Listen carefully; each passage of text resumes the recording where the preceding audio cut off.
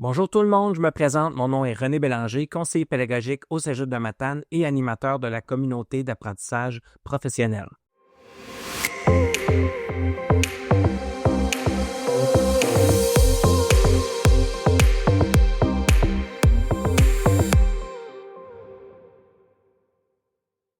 Bienvenue au balado de la communauté d'apprentissage sur les pratiques à impact élevé, l'acronyme CAPIE. C'est un balado du Cégep de Matane qui donne la parole aux enseignants qui sont engagés dans l'amélioration de la réussite étudiante. Aujourd'hui, on discute avec Anaïs, enseignante en littérature qui participe à la CAPIE depuis janvier 2023. Bonjour Anaïs. Bonjour. Ça va bien? Oui, merci. Oui. Merci d'être là avec nous aujourd'hui. On parle un petit peu bon, de la communauté d'apprentissage pédagogique, ses impacts élevés. En fait, qu'est-ce qui t'a donné envie, toi, de participer à cette communauté d'apprentissage-là? Moi, en 2022, quand ils ont annoncé la sortie de ChatGPT, j'ai eu une grosse remise en question sur, le sens de mon métier, le sens de ma carrière. Fait que j'avais besoin là de trouver, retrouver du sens à tout ça, puis je me suis dit que la CAPIE pouvait être un bon outil, là. J'avais déjà participé par le passé, là, dans le temps que c'était, à distance, une communauté numérique. Donc je savais un peu, qu'est-ce que c'était, mais là, vraiment, j'avais besoin de retrouver du sens à ma pratique. Avant de commencer, peut-être d'aller plus loin dans une pratique, quel est ton rapport au développement professionnel? Comment Je tu suis toujours, à l'affût de m'améliorer, de comprendre des nouvelles techniques, d'essayer des nouvelles choses. Je trouve qu'enseigner, c'est, quelque chose de créatif. C'est pour ça que perdre du sens, pour moi, c'est très grave, là, parce que je veux être en mesure de créer quelque chose pour mes étudiants. Fait que je suis toujours à la recherche, là, de cette créativité-là. Puis, peux-tu nous parler justement, on présente souvent dans la communauté d'apprentissage des pratiques à impact élevé qui ont été reconnues par la recherche, qui ont été validées par des méta-analyses. Donc toi, qu'est-ce que tu as creusé en particulier comme, J'avais, une intuition que offrir des choix de lecture aux étudiants augmenterait leur motivation. Donc, c'est souvent la base là de ma pédagogie, c'est augmenter la motivation des étudiants, puis surtout, des fois, ils lisent pas ce qu'on leur offre. Donc, puis bon, des lectures obligatoires, c'est toujours désagréable, là. Même moi, là, qui adore lire, j'aimais pas ça, me faire obliger à lire quelque chose. Donc je pensais qu'offrir des choix, ça, allait permettre d'augmenter la motivation. Mais je savais pas si c'était appuyé par, des sources, si c'était validé. Donc j'avais cette intuition-là, puis c'est ça que j'ai voulu, vérifier. Donc quand j'ai commencé à chercher, oui, en effet, là, offrir des choix, là, fait partie, augmente le sentiment de contrôle de l'étudiant, là, c'est prouvé, là, c'est, c'est quoi dans le cette, sentiment d'efficacité personnelle? c'est Mais on ça. on voit, la motivation, les 4 piliers de la Oui, c'est ça, motivation les 4 de piliers. l'apprenant qui vient d'une fiche du HEC de Montréal, là, qui ont produit une série de fiches appuyées sur, les données probantes, Fait que le justement. offrir des choix en fait partie, mais à force de chercher, j'ai découvert 2 sortes de lecture qui étaient la lecture participative, et la lecture, distanciée. Ça, bon, la lecture distanciée, c'est ce qu'on fait habituellement en littérature, là, faire analyser des textes, faire des liens avec le contexte de l'époque. Mais la lecture participative, c'est quelque chose qu'au cégep, on mettait de côté, en offrant le choix aux étudiants de choisir leur lecture, ça les faisait justement plus participer, en fonction de leurs goûts, leurs intérêts, de choisir une œuvre qui allait les allumer puis les faire grandir, éventuellement. Et à force de creuser tout ça, j'ai découvert qu'il y avait pas seulement 2 postures de lecture, mais qu'il y en avait 4. Fait que ça, c'est la lecture littéraire que j'ai découvert là, la méthode ELAC, qui est un cours là, disponible, en ligne. Donc en faisant ce cours-là, j'ai décidé de me lancer parce que bon, oui, ça partait des choix, mais ça allait plus loin que ça. Donc c'est ça que j'ai développé pour augmenter la motivation, là, avec mes étudiants.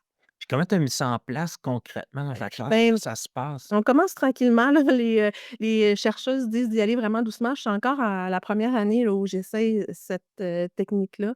Donc, cet automne, dans mon cours de littérature québécoise dont j'ai offert 3 choix, qui étaient sous un cadre de référence. Donc c'est quand même il y a du travail en amont là, de choisir les œuvres, il fallait qu'ils soient sous le même cadre de référence.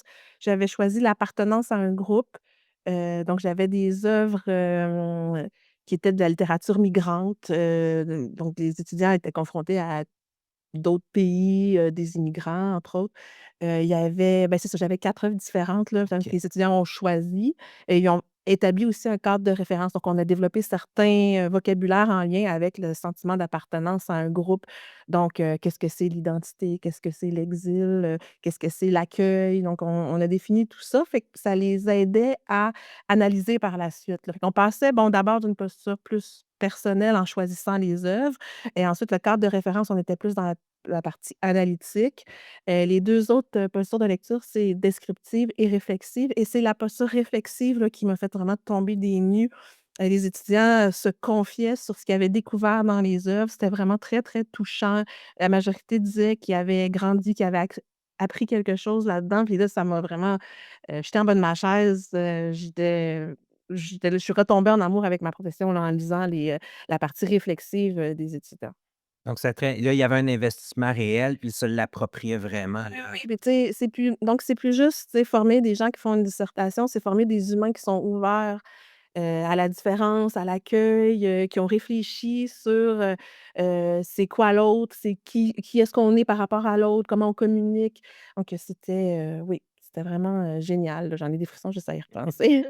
Puis, ben, c'est ça l'effet chez tes étudiants, comment tu peux le traduire Ben, pour quelqu'un qui nous j'ai écoute? fait des sondages là, la majorité a dit qu'ils avaient mieux lu, hein, en faisant, la lecture littéraire.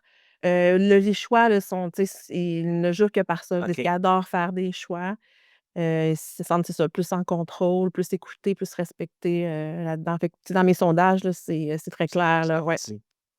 Puis, si, au niveau de ta façon d'enseigner, est-ce que ça a changé le fait de faire partie de la CAPIE, de tester justement, une méthode reconnue comme ça? C'est quoi ta perception? Mais je suis toujours en train de réfléchir là, tu sais, tu fais une activité: «Ah mon Dieu, j'ai pas posé assez de questions. Ah mon Dieu, ah» là, je pense que cet étudiant-là, il y a une perte de motivation, bon, qu'est-ce que je peux faire? C'est un questionnement tout le temps, tout le temps. Mais ça me garde allumée, ça me garde intéressée, puis, ça me rappelle, là, pourquoi je suis là. Puis, qu'est-ce que tu retiens, là, de l'expérience, en fait, de participer à un groupe de développement professionnel comme la CAPIE, justement? À tous les jeudis matins, on est content de venir, de voir les autres. Tu sais, des fois, tu avais de la misère à commencer le cours là, parce que ça parlait. Des fois, on arrivait avec un sujet que ah bon, finalement, on va parler de ce sujet-là parce que c'est plus important. Donc, on avait hâte au jeudi matin, de connaître aussi ce que les autres font. Tu sais, moi, j'étais plus sur la motivation, la lecture littéraire, mais tu sais, je me rends compte que, c'est quoi mes faiblesses ou qu'est-ce que j'aurais à travailler dans l'avenir, là. Donc cet espace-là de discussion professionnelle, c'est rare quand même qu'on peut Oui, le c'est faire c'est ça, aussi. c'est vraiment rare. Puis Mmh. moi, dans mon bureau, je sens mais surtout avec la pandémie et tout ça, tu sais, les relations entre collègues ont changé, hein. On se réunit moins, comme on se réunissait avant, et j'avais ce besoin-là, là, d'entrer en contact, puis ça l'a répondu à ça aussi. Puis l'interdisciplinarité, Ah oui, ah c'est oui. pas tout le même. Oui, ah, ben, toi en photo, toi C'est ça. en chimie, oui. Ouais, ça donne un bon tour d'horizon, en fait, de Mmh. ce qui s'enseigne. Si tu avais, un sujet peut-être à approfondir dans l'avenir, qu'est-ce que tu aimerais peut-être Ben, travailler? je me rends compte que, je suis peut-être un peu plus faible en ce qui concerne la rétroaction. Je pense que j'aurais besoin de travailler ça. Tu sais, des fois, on met des conseils ou des commentaires sur les copies, des fois qui sont pas volontairement blessantes, mais tu sais, qu'un étudiant peut recevoir, mal recevoir. Je pense que j'aurais besoin de travailler ça. Je trouve ça difficile. Tu sais, la correction, c'est lourd, les rétroactions, on essaie différents types de rétroactions. On veut pas que ça prenne trop de temps, on veut que ça soit efficace, mais on veut pas blesser l'étudiant dans aucune circonstance, là, donc je pense que j'aurais besoin de travailler ça davantage. Fait que c'est ça, ça serait ça mon Quelque chose à développer. ouais, Si tu avais un conseil pour quelqu'un qui a jamais connu la CAPIE, qui voudrait se lancer là-dedans, qu'est-ce que tu lui dirais?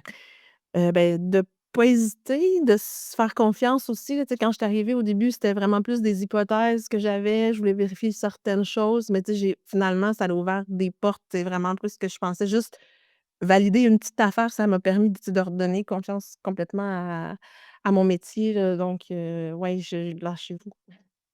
Ben, merci beaucoup Agnès pour ce partage. Fait que merci tout le monde. Merci, bye bye.